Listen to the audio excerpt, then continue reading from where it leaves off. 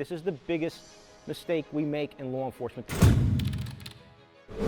There's 5 things we have to do, 5 things to be good at this job, 5 things that we should practice every day, 5 basic principles that I preach to everybody, to you, to the officers I work with, 5 basic things, okay?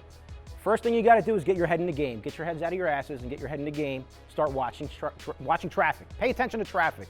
Go out and watch vehicles. Close the screen on your MDT. Put your phone down, stop texting your friend, your boyfriend, your girlfriend, wife, husband, whatever. Start paying attention to traffic. This is the biggest mistake we make in law enforcement. The best guys in this business, the best cops, watch traffic all day, all night. They sit there and they look at cars. Number 2, you have to ask the driver to step out of the vehicle immediately. Here's the thing, you're gonna run into people that are that good, and I understand Jersey State Troopers, you guys you have to do a stop report, but you're gonna be doing a lot of stop reports because you're gonna start picking up on a lot of these signs. And now I understand that people, they exhibit these behaviors, but you're gonna run into people that are that good of a criminal, that their job, like our job is to catch a bad guy, their job is to evade law enforcement. You're not gonna know anything's up until you get them out of the car immediately and you start talking to them. I'm not saying you gotta get grandma that's doing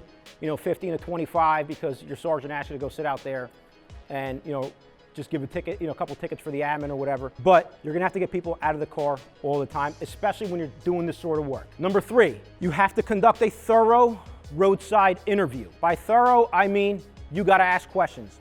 Questions which are going to be uncomfortable for these people.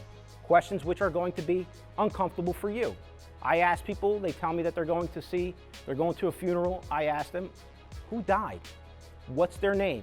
And I'll Google the obit because I've had people tell me that they're going to a funeral and they got weed in the trunk of the car or they got cash. So you have to conduct a thorough roadside interview. Number 4, trust your gut, trust your intuition. This is something that we all have. It's our 6th sense, right? We all have this. Anybody ever stop a car and you get your spidey senses, you know something's up, right? That happens all the time. Now, I know that isn't enough to ask for consent to search. I get that. Having the hair stand up in the back of your neck is not enough. But there are scientific studies out there that show that this intuition, this gut, this 6th sense is based on prior knowledge and experience. The reason we get those senses in our body, the reason we say this does not make sense to ourselves while we're approaching that car, we're talking to them, is because something inside of us, in our brain, in our gut, is telling us that this is not right.